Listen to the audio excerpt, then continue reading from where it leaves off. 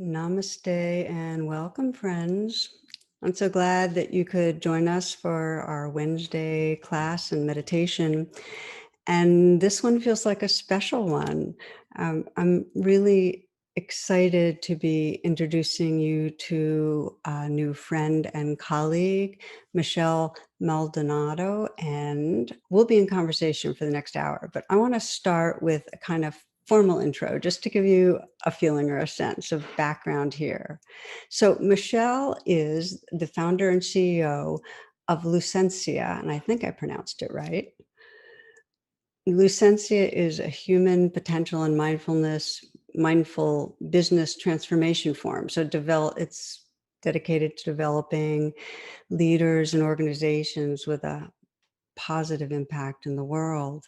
And Michelle is a former corporate and technology attorney turned business development and operations professional with more than 20 years of leadership experience and over 35 years of contemplative practice. And Michelle now dedicates her time to helping leaders and their teams do their inner work to create outer impact. She is a Search Inside Yourself Level 2 certified teacher and a certified mindfulness teacher, professional level. And Michelle is currently running for election to the Virginia House of Delegates with the Democratic Party with the elections this November. Wow.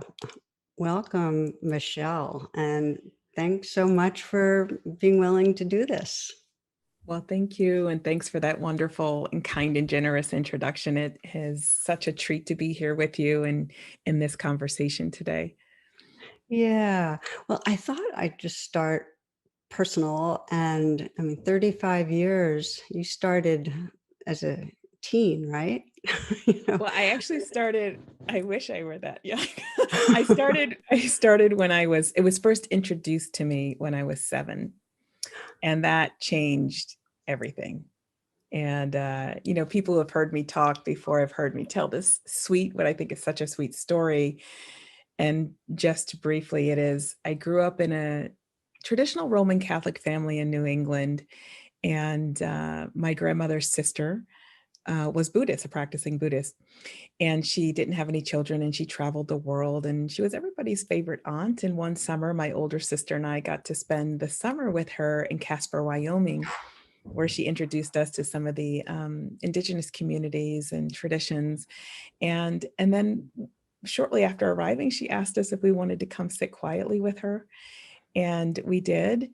And and she didn't really use language. She didn't say it was meditation. She didn't use any language other than to say kind of, quiet here so you can be here, as she placed her hands on my heart and my sister's heart. And then she'd say, and you can get up when you're ready, even if I'm not done.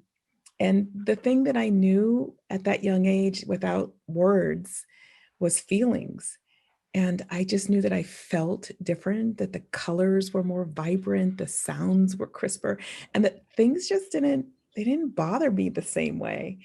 And my aunt now is the sole surviving sibling of that generation, and she is 94 years old. And I asked her in her late 80s why she didn't give me language, and she's a whippersnapper, and she was like, "You were 6 or you were 7." She said, "You needed to use your own language in the world with your friends," and so it was just very sweet, and it stayed with me, and I just continued it. I mean, obviously at 7, 8, 9, 10, I wasn't rigid about it, but I knew to take a breath. I knew that the breath was my friend, and I knew that I could call on it. And it wasn't until I got really into high school where I started to have a more disciplined practice with it.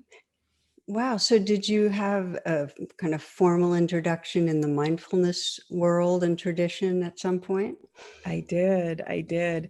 When I went off to college, because again, I had no idea what I was doing was meditation, and I volunteered at a local gym and my freshman year. And I remember they put a new class on the schedule called meditation. I didn't know what that was. And I looked and I saw these people sitting on the floor, quiet with their eyes closed. And I thought it was strange because I didn't identify what I did with what they were doing because I had never done it as a group. And I'm dating myself a little here, but that was like shortly after the Waco tragedy in Texas. And I thought this was cultish at first. I was like, what is this? And my friend popped her head over my shoulder. She goes, oh, they're meditating like you do. And I said, what? And that was my introduction, like, oh, what I've been doing all this time is meditation. And then I started to learn about different lineages, different styles, and all of that. And began to, deepen my practice, not with any particular lineage or anything, but it was just sort of the seeds were planted to really influence my way of being and the nature and quality of my presence in the world. Lovely. Well, I just love your grandmother's instructions. Just quiet here so you can feel here.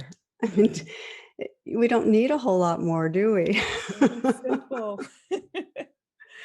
So, Exactly. roll us forward a little in time, because you then have dedicated yourself to mindful leadership, but you were an attorney. So, was there some like pivotal experience or something as an attorney that made you shift careers and really mainline on this? Well, I didn't know that I would end up in this space. It wasn't as if I had this goal or intention, but I always did feel a calling. I always felt Mm, like there was mm, more ways to show up in business. And when I was in college, the reason I went into business is because when I was in college, I was in the 80s, the late 80s and early 90s. I was really upset by how companies were abusing their employees and the environment here in the US, and particularly in Mexico, where they had lots of what were called factories that were called maquiladoras, and they were particularly abusing women and the environment. And I made a decision back then that I was going to be this corporate activist, and I was going to get a law degree, and I was going to go into those corporate organizations, and I was going to help them, be better from the inside out. And so I knew I had that kind of feel, but again, I didn't think about my practice or my mindfulness as being one of the ways to do that until much, much later, when I started to see people. I started to notice that wherever I went, whether I was practicing law or I was in a business role, that I was the one where people kind of knock on my door and they'd open it. Can I talk to you for a minute?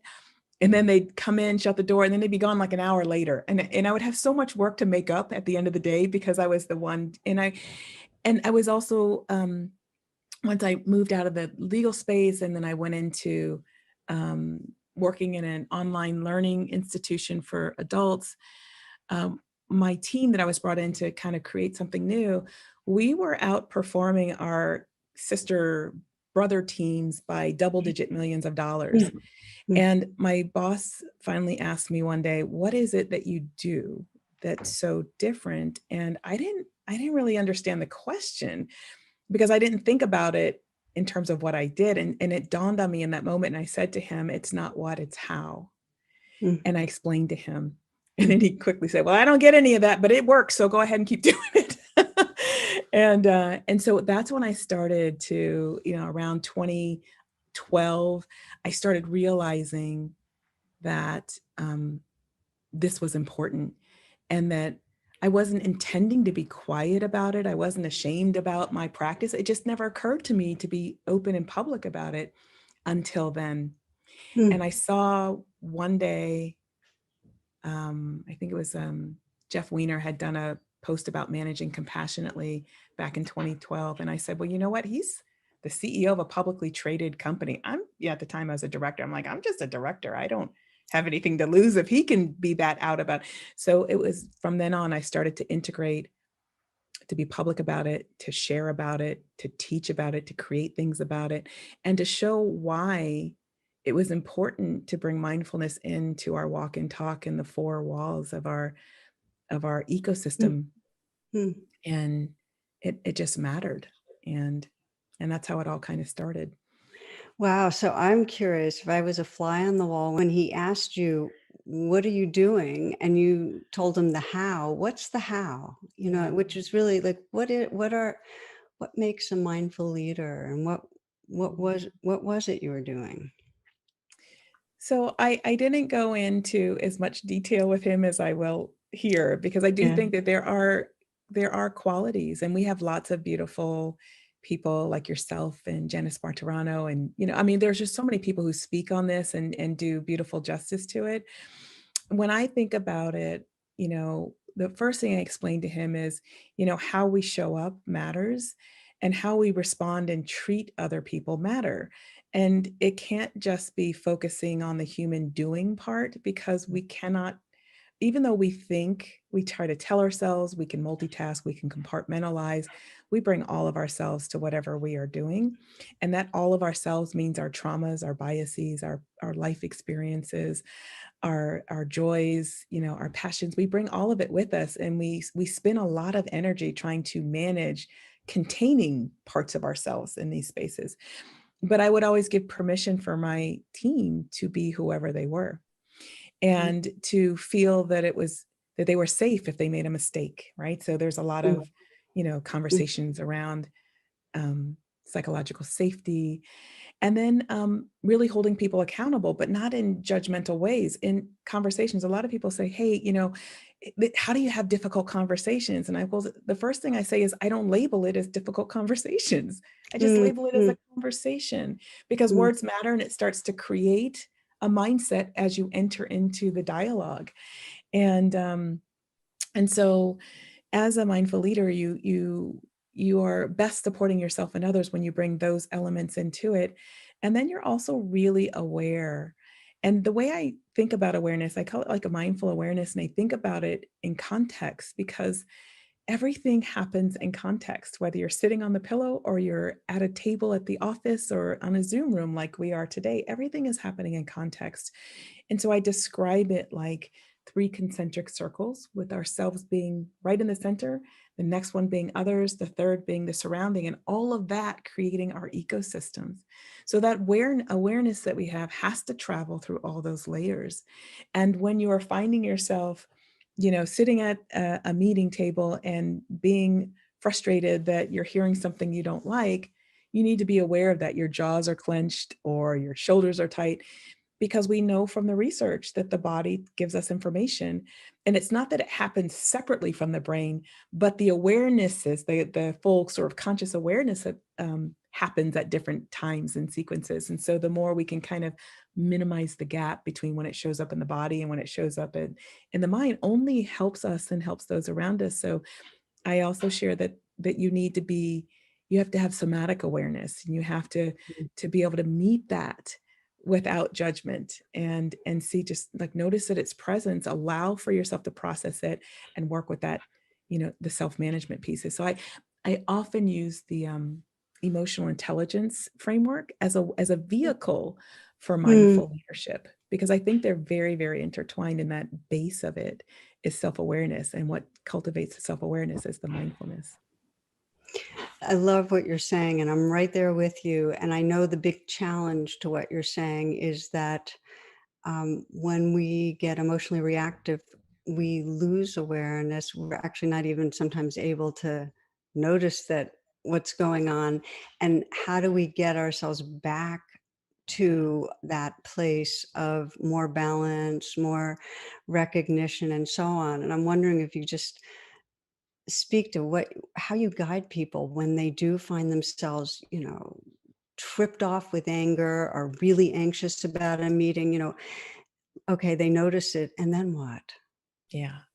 I love that question, because the first thing I always tell people, well, you're still human. Like, that's going to happen. Like, being mindful Right. doesn't mean your emotions don't happen. And it's just, mindfulness just helps you be skillful in the experiencing and the processing and the managing of them and the feeling of them. So there are 2 things. The first is, I'm a big fan of Don Miguel Ruiz's book, the 4 Agreements. And Mm, those are agreements we make with ourselves. And the one that I pull out all the time is, always do your best. And mm, people have to remember that your best looks different when, like, the sun is shining and the birds are singing and you just feel like everything is great in the world. The best in that context is very different from if you're sick, or you're caring for an ailing loved one, or you're struggling in some way. Your best in that context may look very different. So the first thing mm, we have to understand is, like, give ourselves grace and permission and self-compassion, that when these things come up, that doesn't translate into there's something wrong with us, or I'm doing it wrong, or I've messed Mm, up. It's we're human. Embrace the humanity, and mm, then be kind and compassionate with it.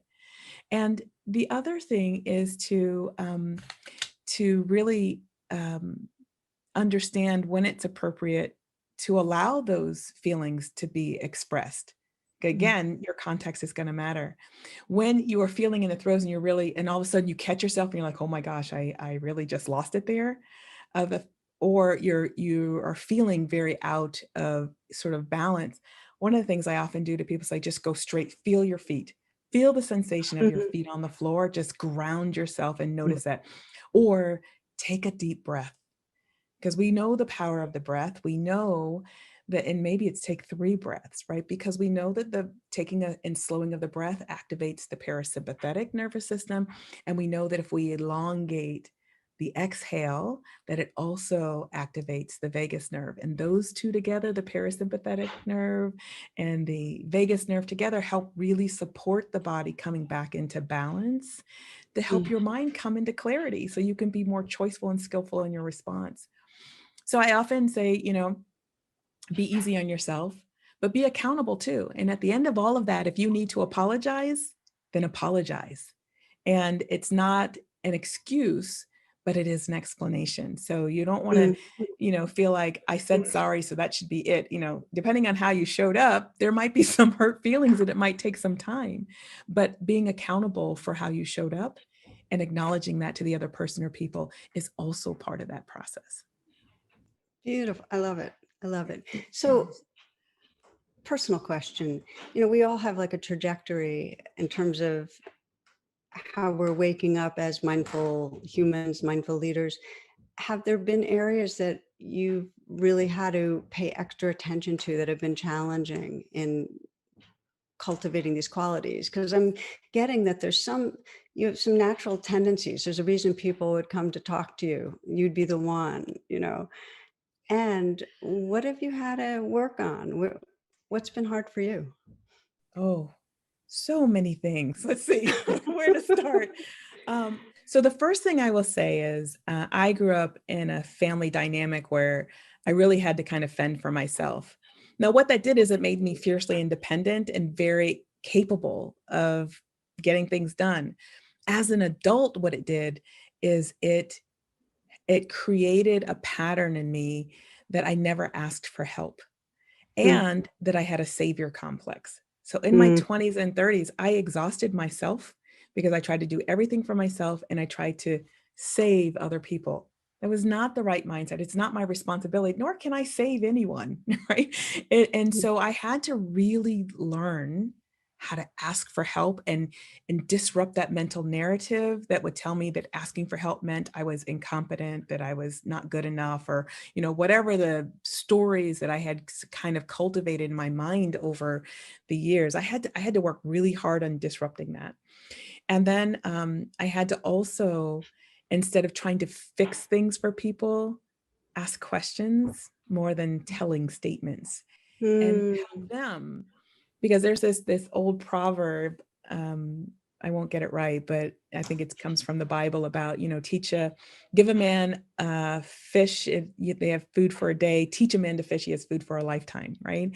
And so mm, I was giving out fish by the boatloads, but what I should have been doing was teaching people how to fish. And so mm, those two were really huge, and they did not take a couple of months. They took a couple of mm, years for me to mm, unlearn that and to put in healthy practices with healthy boundaries.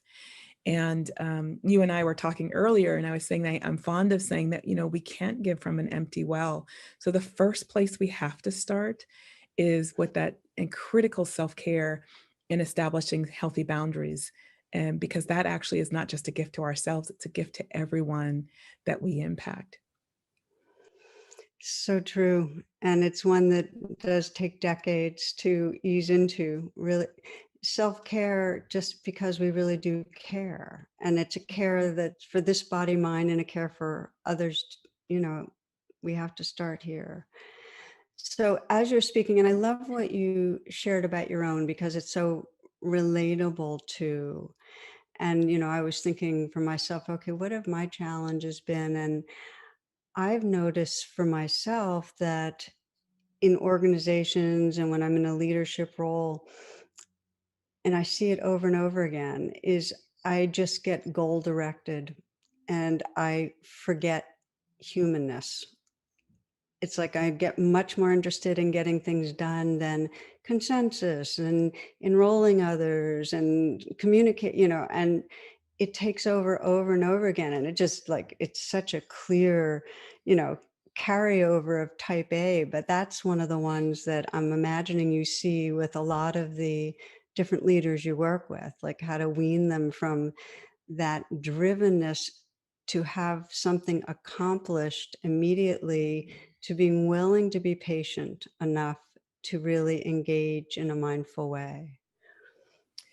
Absolutely. And I struggle with that a little bit because I don't want people to change who they are. And I don't, a lot of our leaders, particularly the higher level they are, they're answering to incredible demands, boards of directors, analysts, investors. And there's lots of pressures. So they have to perform, they have to produce results.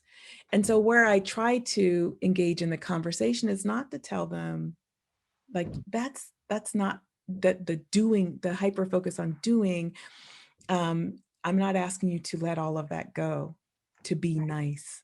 Right? So a lot of people think when you start to use the word compassion or something, it just means to be nice. And I'm like, no, there's fierce compassion, there's all different kinds of expressions. And if you really understand compassion, you'll know that you're really answering the question of what would serve in this moment, what would serve this greater good. So it's not and sometimes that isn't a hug, right? Sometimes it's a really direct word or reaction.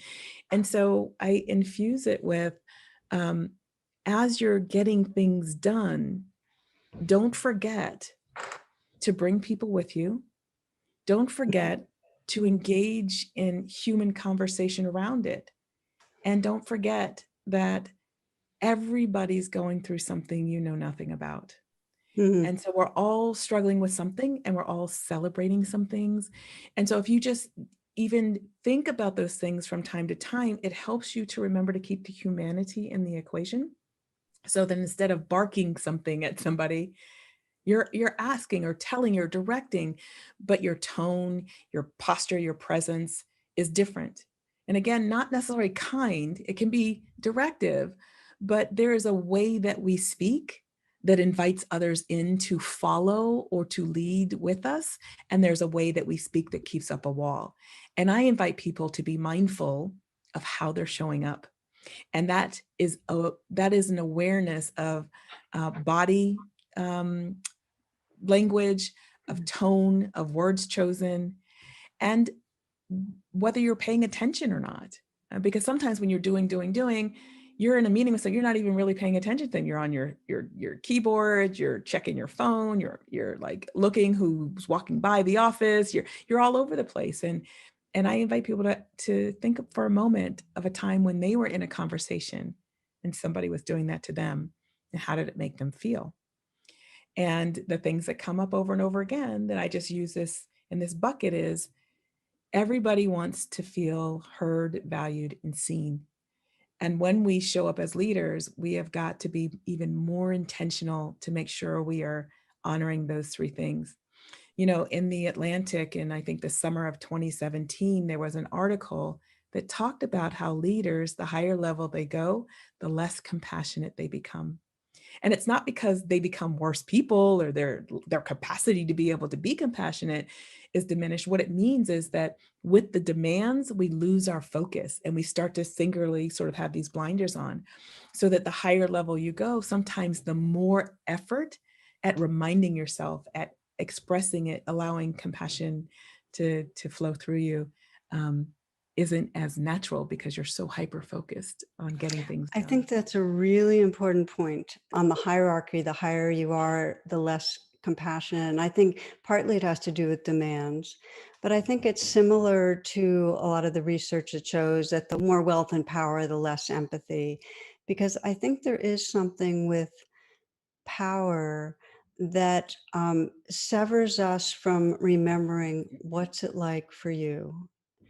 And I've noticed in myself that I forget how people feel around me. That they can, because I have a position of power, that they can feel intimidated and even more need to feel recognized or appreciated. I forget Mhm. that. And it's because I've been role locked in a power position. So over the last decade or two, I've had to very intentionally ask that question. I often quote Ruby Sales, who I love, is, she's an amazing elder and leader and spiritual voice. And she just asked that question, where does it hurt? And just to do what you described and switch roles and really sense, okay, there's needs, a need to be seen, a need to be respected, a need to be heard. Um, it's something, if we all could do, would be great, but it feels really, really important for those who are higher on a hierarchy, that even a legitimate hierarchy, it feels really Mhm. important. So I Yes. love that you're bringing that up. And I'm curious for you, do you have role models, people that have really inspired you with their leadership? Oh, most definitely. And at the risk of sounding, I don't know what, but you Mm, are one of them. And my father and my mother um, have been incredible. I come from a family. Sure, there are people out in the world, but I will say the most impactful have been the ones in my family. My family has struggled in ways that are incredible. I mean, not necessarily unique, but certainly in relative terms is what I know. And so my father's side of the family came here from the Cape Verde Islands, and what it was like to come to this country as an mm, immigrant population, not knowing the language, looking for work, trying to establish roots mm, and raise children in a new country. And and my grandmother being the first Black teacher and Black principal on Cape Cod, Massachusetts, and my grandfather being an instructor for the Tuskegee Airmen, there were lots of models mm, of things that I had to look up to.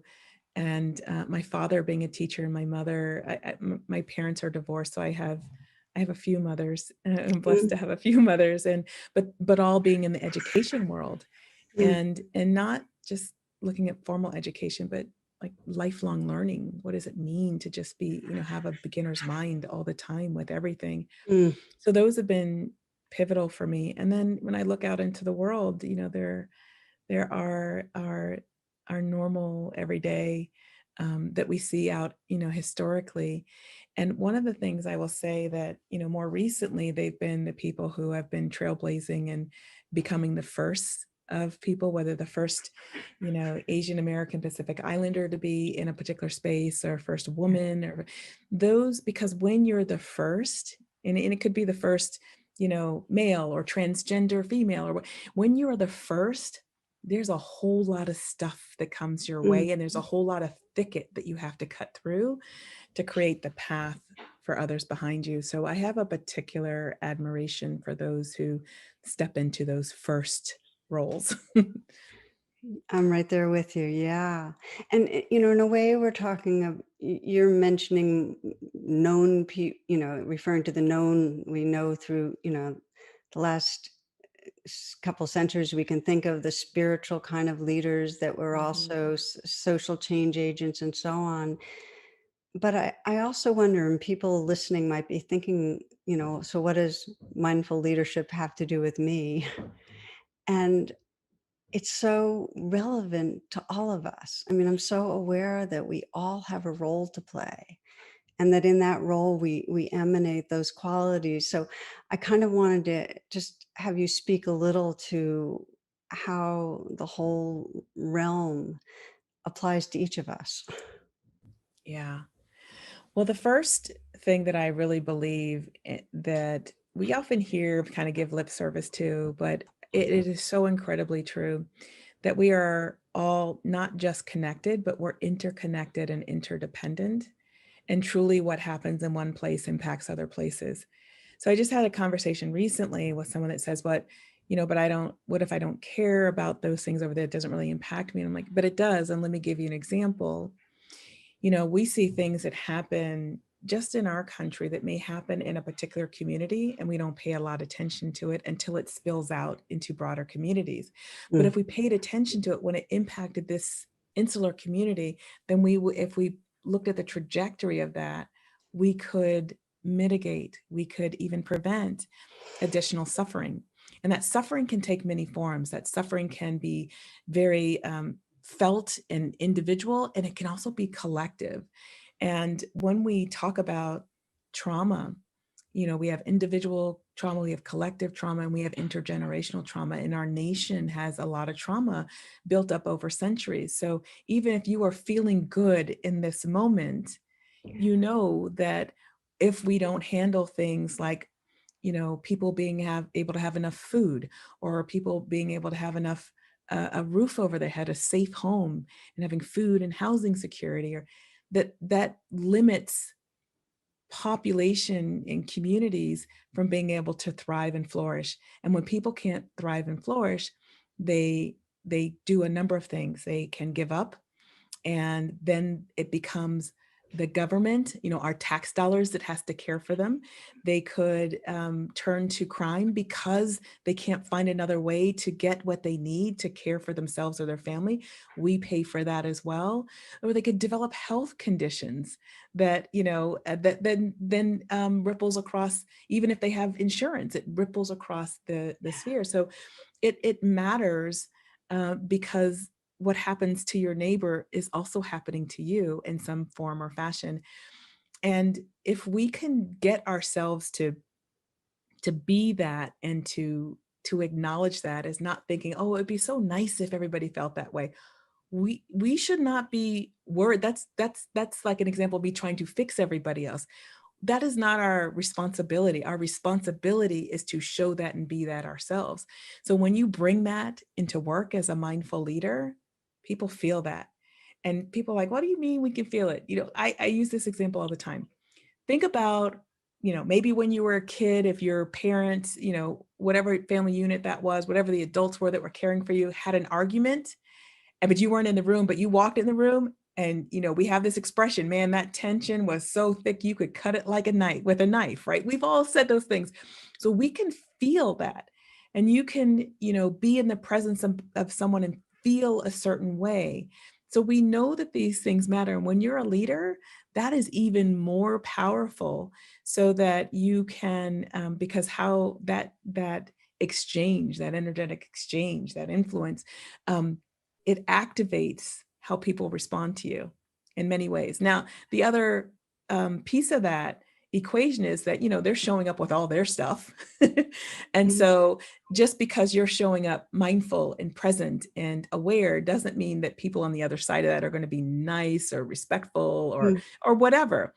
But that's okay. You continue being that, because what happens invariably is that you become a mirror that reflects back to the other person or people, um, what you are doing and potentially what they are not doing, Mm. without any kind of judgment. It's just the example that helps begin to open up the doors for people to do their own self explorations and shift. And it's contagious. I love the word contagious because that feels really true. And there's a lot of research on, if one person is in a very open-hearted space or one person acts in a generous way, it just ripples out. And I want to pause and just say, if you're hearing a lot of sounds, um, Hurricane Elsa has hit, and we have gusts here of up to 40 miles per hour. So Wow. that's the rattling you're hearing in the background. I don't hear anything. I would never know if you hadn't said something. That's Oh, incredible. yeah. Well, welcome, Elsa. And, I'm really loving what you're saying because we underestimate our impact on each other. It's like, it doesn't matter who you're with, your heart space, your thoughts, your mood has an impact on everything. We just are inter-influencing all the time. And so when we talk about mindful leader, it doesn't have to be like a leader of an organization. You could be um, at a dinner party, or you could be with your family at dinner, or you can be at a PTA meeting where we know right now it's pretty hot, because of Mhm. all the, white lash back on, teaching about critical race theory and history and so on. There are so many places where if we're able to remember to honor the value and respect everybody, no matter how much their own reactivity and conditioning is playing out, if we're able to do that, that creates a space that actually impacts people. And I often think about Thich Nhat Hanh. He had one quote that, especially during our multiple pandemics, I kept coming back to, and I shared it. And it's a quote about the boat people. You probably know this one, Michelle. It's where he said that the boat people, this is right after the Vietnam War, he said they knew that when their small boats would get caught in storms, that their lives were in danger because so many people got expelled and had to be boat people. And he says, but if one person on the boat could in some way remember to be calm, to not panic, it was a really great help for everyone. And he said people would listen to them and keep serene, and there was a chance for the boat to survive. And this is, then he goes on, he says, our Earth is a small boat. Compared with the rest of the cosmos, it's a very small boat and it's in the danger of sinking. So we need such a person to inspire us with calm, with confidence, with care, with clarity. And then he says, who is that person? If you are your best, then you're that person. Only with such a person, calm and lucid and kind, will our situation improve. And then he just says, be that person. And I feel like what you're sharing with us are the qualities of a formal leader, but also informally, all of us, if we want to help evolve consciousness on our planet, these are the qualities that really make a difference. So I I'd like to just invite you to share whatever you teach when you're teaching formally on mindful leadership, where you're actually saying, this is here's a place to train, here's a practice. What do you invite people to practice? Yeah. I love that sharing and that analogy. It's so beautiful. You can feel it. You can feel it, and it's so important. Um, One of the things that I first invite people to do is to get in touch with the body in a very, trauma sensitive way. And I always sort of caveat that if you are going through trauma right now, you're being supported through trauma, if you're aware of unresolved trauma, um, that to perhaps seek advice and support from a therapist before you engage. And if you are able to sort of move into some of the breath work and feeling into the body, to remember that you have choice of when to stop if you need to, that self-care is paramount, but not to stop just because it becomes a little uncomfortable, but to stop as an act of self-care if you need to. Otherwise, to explore and be curious. And the Mm, way that I invite people to do that is through creating a body map.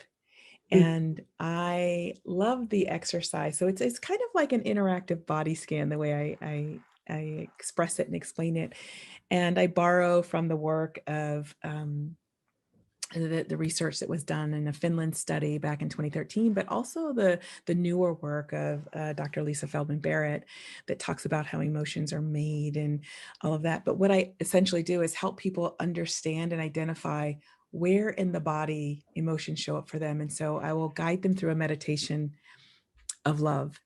And I invite them to think of someone that they have great affection for, that they would move heaven and earth for, that they want them to feel safe and be safe. And I say, imagine them maybe in playing as a movie in your mind's eye. You see them happy and healthy, or maybe you see in this movie in your mind's eye, you doing something together that you love.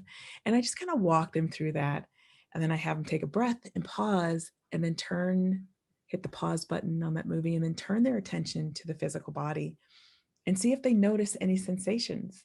And Mm, acknowledging also that it's perfectly natural and human if you don't.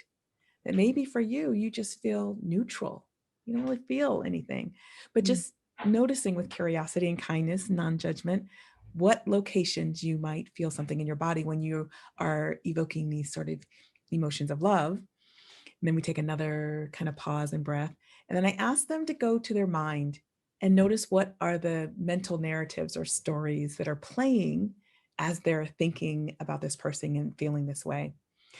Before that, I would have had them draw on like a human silhouette on a piece of paper. And then after that, we kind of close that piece, and then I have them go back to the paper and mark on the paper locations where they notice mm, sensations. mm, And then also to notice the type of sensations. Was it tingling? Was it warmth? Was it mm, neutrality? Was it cool? Was it like a blossoming in the chest? What was it? mm, And then write down labels that describe the thoughts, like mm, kind, mm, generous, or whatever. And then they're done. That's their first body map. And I explain to people, you can do that with any emotion. And it mm. doesn't matter if you look at something and you see that as love and somebody else looks at it and sees it as, I don't know, whatever. It's whatever it is for you. And then you can replicate that. So we all feel a range of emotions, but we probably feel a handful pretty consistently. So do the same thing with frustration, with anger, happiness, joy. Mm. And then you get your body map. And then all of a sudden you're sitting in meetings and you're like, oh, it's been a while. Let me check my jaw, because I remember from my body map that when I start to get stressed, I clench my jaws. Oh my gosh, my jaw is clenched. Let me lower my jaw. And then that's when you're starting to minimize that gap between when it shows up in the body and the mind. By checking in, when you formulate your body maps, then you know where to check. And that helps give you a lift, a boost in how to skillfully navigate in any kind of moment. I love this. What I love about it is people are familiar with body scans, but to then bring it into the visuals where you actually visually map it and then write out descriptions engages different parts of the brain. So it's much more holistic. And Yeah. I can imagine the power of it. Yes. So, yeah, good. That's great. It's just so helpful no matter what you're doing in your life and what your life is like and who's in your life. It's agency, it's Yeah. self-mastery, it's. Yeah. And we need to get to know ourselves from the bodily level because that's where all the emotions live and we're emotional creatures. So, Mhm. which really brings me to a question I wanted to ask you. It feels like these current times, more than ever, we need just the qualities of mindful leadership that you're talking about. Just feels like, and I know people always feel like, oh, this is the most amazing time. It's the most difficult time. And it feels like I've never witnessed this degree of conflict, anger, mistrust, disrespect, polarization. So I wonder if you might speak a bit to how you see bringing the principles of mindful leadership into conflictual situations. And also, this is a big mouthful, Michelle, so I'm sorry, but if they go together, one of the main places of conflict is really emanating out of our generation old racial caste system. And it feels like we're playing out the Civil War, continuously. And we need ways individually and as groups when people contract into their silos of beliefs and so on to find some way to bridge. So, anything you can share with us about how you work with people in this domain? Mhm. That is so true that these are, it's like Moby Dick, I think, the best of times, the worst of times. It's everything. But I also will add that our species, our country has been in these places of conflict before. And here's where I find hope is that we've been in very difficult places like this before, and it always preceded great transformation Hmm. for society. So you think about the end of slavery, the women's suffrage movement, the civil rights movement, LGBTQ plus rights. And so we all crescendo, and it's very painful for many of us, that transformation. It's like we evolve, but there's a lot of struggle in that as well.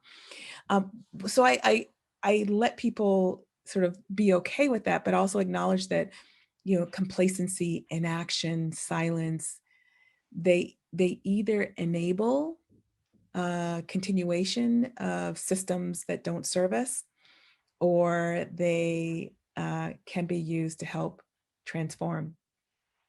In some of my work, I'll give one example. I'm a big fan of asking questions. Since I no longer try to save people, I ask a lot of questions so that people can come to it on their own. And in one of the places I worked with some law enforcement agents, who I know that is a community that there's a lot of emotion around who we think they are, what we think they do, because Mm-hmm. we've got lots of examples of things gone wrong, horribly wrong, and the system allowing it to continue. And we also have examples of men and women serving on that first responder community that have been incredible. And it is very human. It's very, typical for us to kind of throw it all together and label it as one thing. Life and people and humans are so much more complex than that. But what I often do is, in this particular space, and I do this in other spaces too. So one time I was speaking with a group of folks who were responsible for working in the border communities when the crisis started to happen in the last presidential administration. And that was something that was, I could barely look at that without becoming extremely emotional. If you look at those things and you're a parent, anybody would look at it and have some kind of emotional reaction. My lens, my expression of that was as a mother Mm-hmm. looking at those children and seeing my own child or my niece or my nephew or my friend's kids in that space and thinking, how horrible. What could I possibly do to help alleviate that suffering? That's right. And one of the ways I got in was working with folks who are there professionally. And I remember being in the room with a group of folks and asking about what happens when somebody rubs up against your values, one of your values being follow the rules, follow the law. And this person in the room explained, and it was clear in the explanation that this person wasn't feeling a lot of compassion, and so I just, and it was okay. There was no judgment in the room. And I just allowed there to be a little bit of a pause. And then I asked the question, and how do you keep the humanity in that equation? And he kind of looked down, closed his eyes, and then looked back up and said, I can't, because I wouldn't be able to do my job. Mm-hmm. And that broke the room wide open to be able to have a very serious, difficult conversation that at the end of our multiple days together, that the group understood and acknowledged and was committed to living the truth that there was never a circumstance where it was okay or acceptable or appropriate to strip the humanity out of what we're doing. And so there's a lot of questions I ask. That's important. Now, when we get to sort of the other things around racial and social justice, we know Rhonda McGee has an amazing book, around this work, and I'm a great fan of the wisdom that she shares and the practical application and the history and context, and when we think about how we're showing up and what's happening in our ecosystems, we have to realize that this has been centuries in the making, the things that we're trying to undo. And so there's a lot of urgency to change things because people have been trying so hard and so long to change things. But I mentioned that it's been centuries in the making because all of us are where we are. And there's this, how do you meet people where they're at while still also stretching them to move just beyond? And when we do that, what happens a lot of times is people feel like you're pointing at them and saying, you're a bad person, you're a racist, you're a sexist, you're a homophobic, you're whatever. And that's what I was talking about earlier about when you stand in your own power and presence in a centered and grounded and compassionate way, if you begin to be a mirror that reflects back to people, depending on where they are, what they see, it matters, is greatly dependent upon what state of being they're in. So what gets reflected back to them may be like, that's wonderful, beautiful. I'd like to emulate that. Or you think I'm a racist, so it really depends on where they're at. So I want to share something with you that I read when we get into this space, and it's from Isabel Wilkerson's Cast. And this is how I present it in the work. Um, and I start out as, and here we are. We are all homeowners who have inherited a house on a beautiful piece of land, but the soil is unstable and cracks have begun to develop in the foundation. And not one of us was here when this house was built. Our immediate ancestors may have had nothing to do with it, but here we are, the current occupants of a property with stress cracks and bowed walls and fissures built into the foundation. We are the heirs to whatever is right or wrong with it. We did not erect the uneven pillars or joists, but they are ours to deal with now. And any further deterioration is, in fact, on our hands. And so if we accept that we just inherited this, and as we inherit something, we become natural players in it. And what does that mean? What does that look like? Is my presence enabling a hobbled system, continuing the deterioration? Do I even believe that there is deterioration? Is there a hobbled, circumstance? But it's worth the reflection and the self-reflection and self-inquiry to ask. And when you answer that question for yourself, there is that first inner dialogue, inner reflection, but then it requires external dialogue, because you can't get it from your own perspective alone. Because the way the brain works is it predicts, it's a predicting organism, right? An organ that predicts, not organism, but a predicting organ. And it predicts every few moments the future. And then we kind of live the future we expect, but it pulls from our narrow life experience. So we begin that inner work, but we must turn it outwards so that we can begin to be in dialogue and bring ourselves to shared and common interests so that we can be that bridge. What you just said about the brain being a predicting machine, it's so clear in this and almost every approach in our life, including spiritual unfolding, that it happens in relationship. And that when we're, to the degree we're in a vacuum, we're living in our own inner mirrors.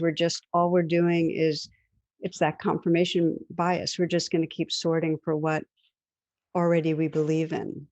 And often it's negative because we have a negativity bias too. That's So right. yeah, so I love that. And also really love what you're saying about, we know that if somebody is judging us or angry at us, we're just going to get defensive. Our heart's going to be armored. There is no possibility of bridging. So it feels like the first step is always to, in some way, I call it make a U-turn and come back to what we're feeling, honor it, bring compassion to it, be with it, so that when we then begin to engage, we can go past that sense of you're wrong or you're bad, because we all inherited this. And some people inherit the conditioning that makes it so they will be part of perpetuating. Mm-hmm. And that too is not their badness or their fault. And so it's like, how do we make peace with that too? Yes. And rather than further alienating and locking them into that position of being perpetuators of violence due to their biases and conditioning, how do we begin to be ourselves an actor that can actually help to bring out the best of the other? And it feels like the beginning place is just to remember what we have in common, Mm-hmm. just to know that no matter how different any of us seem, there are some commonalities that we can find. Sometimes you have to be really creative, but we can find them, we can name them, we can establish some sense of link that gives a little more safety, because people have to feel safe enough if they're going to have the conversations that are not difficult, but potentially challenging. That's Trying to use your exactly. model here. Yeah. But Uh, yeah, so that feels just like so crucial that, and it's not like a pretend we have in common. It's like an authentic seeing their value, seeing that there's something they care about, that you care about, that's the same, even if they have a million different interpretations of how to get from here to there. exactly. And I think what's a good sort of adjunct to that is that we have to be careful because when we sort of over index on sameness, sometimes that minimizes the difference. And there are many cultural segments, ethnic and cultural traditions that are beautiful and life experience from different countries that when we say just we're all the same, this is where we can kind of get in a little bit of challenge, right? We say, well, we're all the same. And the reality is, yes, we're all human. But my experience as a woman is going to be, as a cisgendered woman, is going to be different from um, a woman who might be part of the LGBTQ community or a man, and so what I often invite people to say is, yeah, we know from like Dr. David Eagleman's work, the sort of in-group, out-group, or even John A. Powell's work from the Othering and Belonging Institute that we bridge and break, right? So bridging is in the Othering and Belonging Institute is the equivalent of David Eagleman's in-group, and Mhm. breaking is the equivalent of out-group. But here's the challenge I have with all of that is that we continue to sort of operate in binary thinking, good, bad, safe, dangerous, up, down, right, wrong. And when it comes to sameness and difference, and the thing that I offer people to consider is that we don't value sameness more than we value difference. Mhm. Mhm. And so that if we can look at sameness and difference as being equal on the road to oneness, and that we value both so that we can get to this sort of one um, humanity, this common humanity. And because there are things that I love about Cape Verdean culture, the food, the dance, the music, the traditions, how we honor our elders. That's difference. But if you say no, we're all the same, that doesn't matter. I don't see that. I don't, because we're all the same. The sameness is beautiful, but the difference is beautiful too. But we don't. We have been taught to minimize difference, or that the difference is where conflict is. And I'm inviting people to treat them both equally with honor and respect. Well, I love that because I'm right there with you that I've seen in spiritual communities, the mantra "we're all the same" is a total whitewash, so to speak, of the very real different experiences people have. And it's in a way a defense. And it's part of white fragility. I don't Mm. see difference. So completely with you. And there ultimately, if we really are respecting the essence of all beings, we can celebrate difference and just be richer because of it. I mean, Absolutely. biodiversity, we won't have a planet unless there's difference. So I'm there with you. And it does feel like the challenge is we get identified around the difference, and our identity grasps it more than we grasp sameness. That Yes. sameness is more cognitive, but the grasping around difference is more fear based. Our basic primitive organization of our brain is to scan for difference and to have all of our fight, flight, freeze responses go around it. So it does seem like an important one to become awake to, to see how Yes. reactive we get. Yeah, because once we become aware, then we can choose to disrupt and mitigate. And then That's that paves the way for us to bridge and to broaden our notion of in-group. And that doesn't mean that you ignore danger signs that are like true danger, but it does mean that we start to question our own notions of who those people are, or who that thing is, or and so being engaged in that reflection and inquiry and conversation is really powerful to serve as a basis for a meaningful shift. one of the things I read. You wrote an article. It was about really shifting some language. And right now, the language, a lot of the trainings are diversity and inclusivity, and you suggest shifting it to belonging and unity. And so I thought maybe just to share a little why that seems important to you. Yeah, so I said that several years, almost 10 years ago at this point, and I Oh, was at it's a old. conference. No, but I use it because I don't come from the diversity and inclusion world. I'm not a D&I consultant. Yeah. And my personal approach to things is I don't focus on like when I name something, I'm not focusing on the tactics. I'm focusing on what's the outcome. So think Mm, about when we protest things in the world. Think about in the '70s, we had war like anti-drug. We had the war on drugs. We had the protests against wars. We were always focused on the things that we didn't want. that we're And so, against. Yeah. right. And so why can't there be a peace protest? Why can't there be, so I choose words that I feel reflect the outcome that is desired, because I believe you grow energy towards that. Where does your attention go? Wherever it goes, the energy follows. We build it up. And so I was sitting in a conference one day and we were talking about these things and everybody was going on about diversity and inclusion. And I don't even think that people get the inclusion part right. I think they get the diversity part right, where, well, we've got all these people of color now, we've got all these whatever. And, and even in the diversity piece, a lot of people narrowed it to like women and black and white. And, Mm, and diversity is so much more than that. mm, And, but inclusion, I liken it like this. This is an example that's not mine. People have heard it. Diversity is having a whole bunch of people at the dance that are different, but inclusion is actually being asked to dance, mm, right? And so I believe that when you are included, you feel that you belong. mm. And people have said, well, why don't you use belonging and community? I said, because we've got communities all over the place where there's no unity.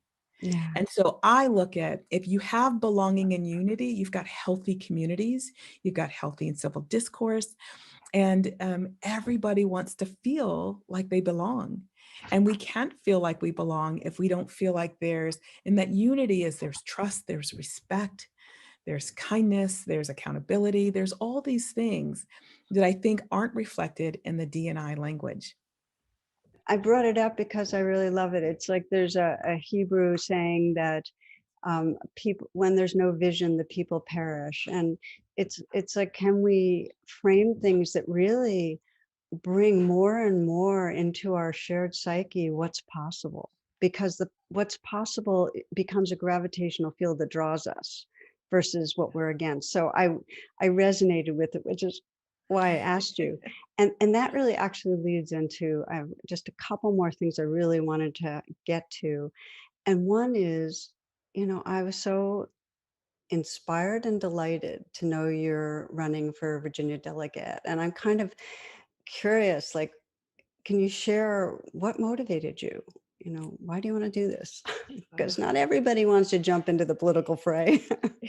Well, listen, I had no idea I would end up here. It was not a lifelong ambition to move into politics. And there was just a number of things that were happening around our country, which also was spilling out across borders into other countries, which is another example of why what happens in one place happens in other places. What happens to one of us happens to all of us. And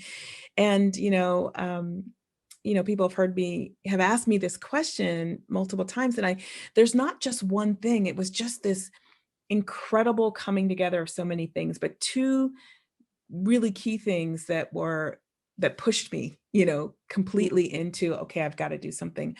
And the first was looking at what happened, in the summer of 2020 with the murders of Ahmaud Arbery, Breonna Taylor, and George Floyd, the horror of it.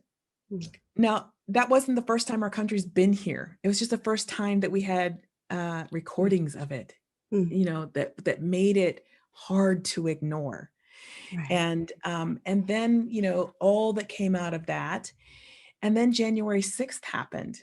And throughout all of this, I kept saying, where are the high visible leaders, not our feet on the street activists who have always dedicated their time and efforts to righting wrongs and moving humanity forward, but where were the high level visible representatives, officials saying, I'm going to stand in the divide, because if there were ever a time to bring our country together, it's now. And I wasn't seeing it. And I kept asking the question, and all I saw was more and more people standing on their side of the divide. And all I could think about was, how it was tearing our country apart. And I was thinking about all of our children. And we can look at what was happening at the border and you can say, oh, those children from Central and South America, or Central America primarily. I didn't look at it like that. I looked at that and said, those are our children. Those are our children. Whether you have biological children of your own or not, those are our children. And so I was looking at all of those things and thinking the last straw was January 6th, the insurrection, the attack on the Capitol, and then the subsequent attempt to reframe what it really was into something that it wasn't. And at that point, when I asked the question, I didn't even finish the sentence before I heard this whisper thought, this whisper voice that said, maybe you are one of those people that you're looking for. And as soon as I heard it, kind of my eyes got wide, like, I don't think so. No, I'm not trying to, nope, I don't think that's me. And I said, well, actually, that feels very aligned. And I was very surprised that that's what surfaced for me. And so I began to have a conversation with my family and some very close friends, and then made the decision to try and do something better and to show people a different way of being in politics. And the one thing I've said to people is that I refuse to run on a platform of fear. It's the fear that I feel like is what is so destructive for us right now. And people run on fear because they're afraid they won't get reelected or they won't get elected at all. And that's just a risk I'm willing to take. Well, when you said the voice in the ear, I thought of Thich Nhat Hanh saying, you are that person, And I can say for myself that, what has unfolded in this country and the real threats to democracy and the depth of the misinformation and, as you say, the undergirding of fear has more than ever put me right back to it has to come from consciousness, from changing consciousness. We have to evolve consciousness. And that means that in the political realm, it's going to be those that model a waking up heart and mind that can have an impact on the business level. It's going to be the business leaders that model it. It's going to be every day, each parent. It's going to be all of us. But for you to step forward with what I'm hearing, Michelle, is a real conscious intention to have your words and actions be really an expression of consciousness, of that moving towards unity, moving towards a society that people feel belonging. That feels needed to me. So it makes me happy. And I thought maybe I'd ask one last question. You started early on saying that, it's periods of real turmoil that often, we're adaptive evolutionary creatures that give rise to something greater. And so my last question really was, can you speak a bit more about where your hopes are, what you think is possible? Because I feel like it's important that we have hope, even no matter how dark it is. It's just, you know, so many people have heard it. It's just, in the darkness, we have to remember light. And if we don't have hope, we will not engage and act. There'll be no energy. And if we do, who knows what's possible ultimately? But then there's still a chance for good things. So I just was wondering if you would speak more about how you view hope. Yeah, thank you for that question. That is delicious and rich. And somebody once said to me that what is unique about the human species is that we're one of the few species that has the ability to hope. And I think it's one of our most powerful gifts of who we are, in addition to our capacity to love. And I believe that we have to embrace hope, but know that if you straddle and weigh down hope with, this is too big, this is bigger than I am, I Michelle can't, as a single person, can't make a difference, if that's the way we enter into a relationship with hope, we won't be able to do it because we Mhm. have very large and very complex problems. And we also have very large and complex opportunities to move through those problems. And so when we think about hope, I say, yeah, think about the big things. What can you do? But also think about the small things, because I believe that it's in the small things that when they build upon one another, they begin to create the escalator, if you will, to the big things that you can do together. And I'll give you an example.